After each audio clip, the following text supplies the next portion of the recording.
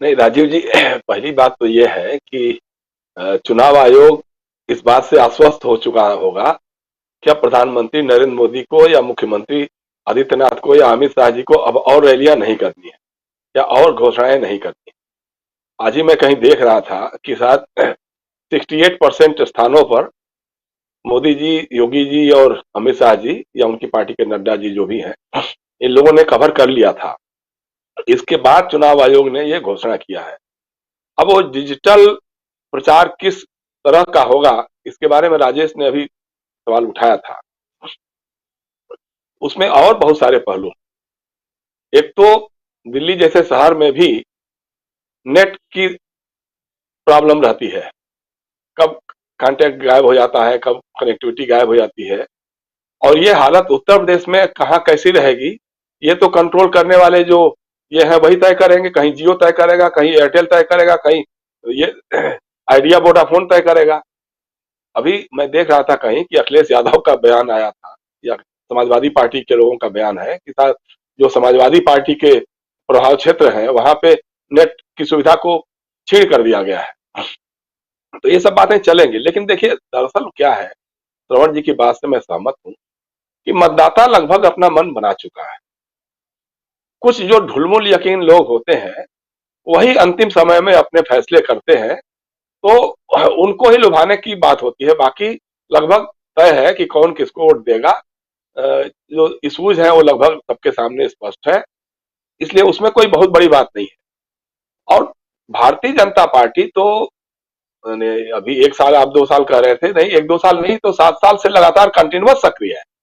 WhatsApp university पे जितने जहरीले मैसेजेज आते हैं या फेसबुक पर आते हैं, अब तो खुल करके आ रहे हैं। पहले तो नाम करके कोई चला देता था, फॉरवर्ड कर देता था, उसमें जो ओरिजिनेट करने वाले का नाम नहीं पता लगता था। लेकिन अब तो फेसबुक पर, मैसेंजर पर लगातार चल रहे हैं, ट्विटर पर भी आ ही रहे हैं। लेकिन एक बात और है इसमें कि अब सिर्फ ये मोनोपोली भाजपा की नहीं रह गई है। आपको याद होगा कि पिछले दिनों में, पिछले वर्षों में कांग्रेस के भी टूल किट्स चले हैं और बाकी लोगों के भी चले हैं, फोटोशॉप के आरोप औरों पर भी लगे हैं। और भाजपा जो इसकी जनक थी सोशल मीडिया की और इसके डिजिटल इसके, उसको कहना पड़ा कि नहीं अब सोशल मीडिया को भी कंट्रोल करने की जरूरत पड़ेगी। उसके लिए भी एथिक्स बनाने हुए, उसके लिए भी अब गाइडलाइंस या नियम बनाने पड़े। 2014 तक उसको इसकी जरूरत नहीं समझ में आई थी, लेकिन उसके बाद से अब उसकी चिंताएं भी बढ़ गई। एक बात। दूसरी बात, ये कहना एकदम गलत है कि समाजवादी पार्टी ने 25 साल में क्या किया क्या नहीं किया। देखिए पहली बात तो उनको राष्ट्रीय राजनीति में जाने का चस्का नहीं था। उनको ये मालूम था कि हमको, हमारा अगर घर मजबूत होगा, जैसे शरद पवार की राजनीति है, अलग अलग लोगों की अलग अलग राजनीति होती है। शरद पवार का है, एक बार हमने बहुत पहले, हमको लगता है जब उन्होंने पार्टी बनाई थी उस समय हम उनके साथ महाराष्ट्र घूम रहे थे, तो हमने उनसे पूछा था कि आप उत्तर प्रदेश, बिहार और अन्य राज्यों में भी अपनी पार्टी की यूनिट क्यों नहीं मजबूत करना चाहते हैं। तो उन्होंने कहा कि देखो वहां अगर मान लो 1-2 विधायक हमारे जीत भी जाएंगे तो उससे कुछ फर्क तो पड़ने वाला नहीं है। वो जब भी ढुलमुल लेकिन कोई सरकार बनने वाली होगी उसके साथ वो चले जाएंगे, तो उससे तो हमारा कुछ होगा नहीं। हमारा अगर पावर बैंक हमारे महाराष्ट्र में मजबूत रहेगा तो उसके नाम पे हम राष्ट्रीय राजनीति भी कर लेंगे और प्रदेश की राजनीति भी कर लेंगे। हो सकता है कि अखिलेश यादव की भी राजनीति इस ढंग से हो रही होगी। दूसरी बात यह है कि जिस तरह से रैलियों में भीड़ उमड़ी है, विजय रथ जो उनका अखिलेश का निकला है, जिस तरह से भीड़ उमड़ी है, तो कहीं ना कहीं संगठनात्मक भी उनकी तैयारियां हैं। ऐसे आप हम खारिज नहीं कर सकते हैं कि भाजपा के स्वयंसेवक और प्रचारक और पन्ना प्रमुख और 2-2 हजार के हिसाब से सोशल मीडिया के प्रचारक सक्रिय हो गए हैं। देखिए राजीव जी, एक बात याद रख लीजिएगा कि ये बात हर चुनाव में होती है। दिल्ली विधानसभा का चुनाव हुआ तब भी पन्ना प्रमुख बनाए थे अमित शाह जी ने, घर घर घूम के मोदी जी ने भाषण किया था। बिहार में जब चुनाव हुआ था पहले वाला, जब लालू और नीतीश एक साथ मिलकर लड़ रहे थे, तब भी इनके पन्ना प्रमुख घर घर घुसे थे। मतलब यूपी, मध्य प्रदेश, राजस्थान से रिश्तेदारियां खोज खोज करके लोग गए थे।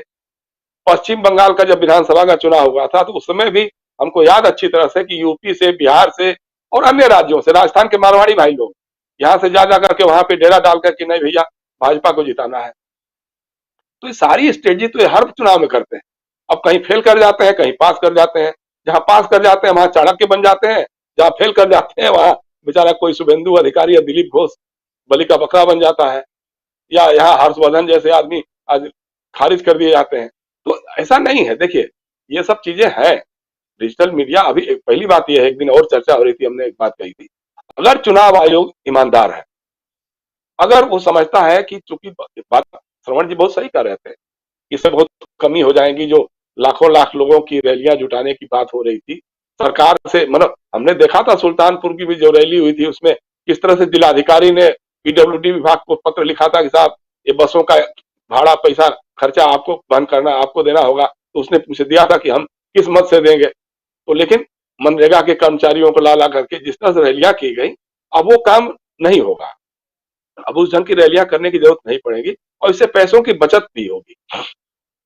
लेकिन इसके अलावे भी तो है ना, इशूज तो लोगों के दिमाग में है ही है, पहले से ही है, घुसे हुए हैं। कहते हैं कि जो महंगाई का आलम है, जो बेरोजगारी का आलम है, अभी जो वहां देखा मैंने इलाहाबाद में, कहा जो छात्र और युवा, बेरोजगार युवा जो धरना प्रदर्शन कर रहे हैं, लाठियां पड़ रही थी। अब पश्चिमी उत्तर प्रदेश में आप डिजिटल मीडिया चला लीजिए, चाहे फिजिकल मीडिया चला लीजिए, कुछ भी गोदी मीडिया चला लीजिए, लेकिन जो जिस किसान के घर में बदहाली हुई है, जिस किसान का बेटा या उसका बाप जो है यहाँ जाकर के गाजीपुर बॉर्डर में 1 साल तक गर्मी जाड़ा बरसात को झेला है बैठ करके, अब उसको आप इस मीडिया उडिया से नहीं समझा सकते। वही कारण है। देखिए, हमको अच्छी तरह से याद है 1977 में जब चुनाव हो रहा था, उस समय पूरा का पूरा मीडिया जो है वो श्रीमती गांधी के पक्ष में था। आईबी ने भी उनको रिपोर्ट दे दिया कि सब तरफ बसंत है मैडम, एकदम जीत के आ जाएंगी आप। लेकिन पूरी तरह चुनाव हार गई, खुद चुनाव हार गई, उनका बेटा भी चुनाव हार गया। 2004 में अटल बिहारी वाजपेयी के लिए यही मीडिया जो था, जिसने ऐसा माहौल बनाया था कि साहब अब तो बस अटल जी के अलावे कुछ भी नहीं है, आडवाणी जी, अटल जी बस दोबारा आना ही, स्वर्णिम भारत और क्या क्या सब निकाला था। उस समय तो कोई प्रधानमंत्री का नाम लेवा भी नहीं था कि कौन विकल्प होगा। मनमोहन सिंह दूर दूर कहीं चर्चा में नहीं थे, लेकिन पूरी तरह से हार गए वो लोग। तो ऐसा नहीं है। देखिए, बातें हम भी यही बातें करते हैं कि आरएसएस के पास पूरा एक नेटवर्क है, कनफुआ तंत्र है, झूठ की खेती है। अब पिछले जो 2014 के चुनाव में राकेश टिकैत ने जिस तरह से कहा था ना यहाँ मुजफ्फरनगर की रैली में कि हमसे इन लोगों ने दंगे करवाए थे, मुजफ्फरनगर में दंगे करवाए थे, और जो अफगानिस्तान और कहां कहां की जो वीडियो क्लिप थे उसको लगाकर दिखाया था कि मुजफ्फरनगर में इस तरह से हिंदुओं काटा जा रहा है। वो सारी बातें साफ हो गई थी, गलत साबित हो गई थी। आज हिंदू और मुसलमान दोनों मिलकर के कह रहा है इनसे बचकर रहना है, हम लोग आपस में फूट करवाएंगे, दंगे करवाएंगे, मारकाट करवाएंगे, नफरत का जहर फैला रहे हैं। तो ये सारी चीजें भी हैं। मैं ये कह रहा था कि अगर चुनाव आयोग वाकई ईमानदार है, चाहता है कि डिजिटल मीडिया से डिजिटल चुनाव प्रचार हो, तो उसको इंश्योर करना चाहिए कि दूरदर्शन, आकाशवाणी और सभी प्राइवेट चैनल जितने हैं, उनमें सभी राजनीतिक दलों को, जो मान्यता प्राप्त राजनीतिक दल हैं, जैसे उत्तर प्रदेश में है भारतीय जनता पार्टी है, समाजवादी पार्टी है, बहुजन समाज पार्टी है, कांग्रेस पार्टी है, या उसी तरह से पंजाब में है, कांग्रेस है, अकाली दल है, आम आदमी पार्टी है, और भाजपा भी ले लीजिए, उस तरह से अन्य राज्यों में भी, तो उनको वहां वहां के रीजनल चैनल्स में या नेशनल चैनल्स में अपनी बात कहने का मौका मिले और इसका भुगतान सरकार करे। ये पहले होता था। पहले जो है, मैंने बताया था कि पहले दूरदर्शन पे विश्वनाथ जी या श्रवण गर्ग जी, राजेश जी तीनों इस बात की तारीफ करेंगे कि पहले यह होता था कि सभी दलों को मौका मिलता था, कितने मिनट तक आप अपनी बात करेंगे, आपका प्रवक्ता या आपका अध्यक्ष या आपका नेता जो भी होगा, जिसको आप तय करेंगे, वो जाकर के आपकी बात की बातों को, आपकी पार्टी की बातों को रखेगा। तो ये काम अभी भी हो सकता है अगर चुनाव आयोग ईमानदार है तो। लेकिन अगर आपने मान लिया है कि जब प्रधानमंत्री से पूछ करके ही चुनाव का शेड्यूल तय करना है, तो फिर तो इसके आगे कोई बात ही नहीं हो सकती। फिर तो अब जनता का फैसला जैसा होगा वो होगा। और एक चीज, गलतफहमी में इन लोगों को नहीं रहना चाहिए, बहुजन समाज पार्टी में भी गांव गांव तक लोगों की सक्रियता है, उनके अपने बूथ इकाइयां बनी हुई हैं। समाजवादी पार्टी के लोग भी उतना ही सक्रिय हैं। प्रियंका गांधी के आने के बाद एक नया माहौल बना है उत्तर प्रदेश में। जो कांग्रेस की जो निराश और हताश कांग्रेसी थे, कांग्रेस जन थे, उनमें भी एक तरह का उत्साह जुड़ा है।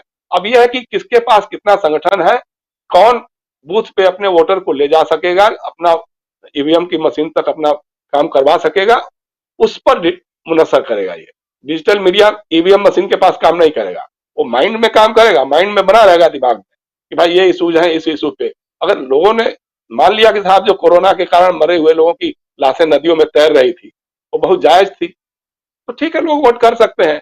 अगर लोगों को मालूम हो जाएगा कि साहब 70 रुपए मिलने वाला पेट्रोल आज अगर 110 रुपए लीटर पेट्रोल मिल रहा है, या 100 रुपए लीटर पेट्रोल मिल रहा है, डीजल रसोई गैस मिल रही है, या बेरोजगारी के आंकड़े जो है लगातार बढ़ते जा रहे हैं, आसमान छूते जा रहे हैं, अगर ये सब ठीक है तो अच्छी बात है, लोग अपना फैसला उस ढंग से कर सकते हैं।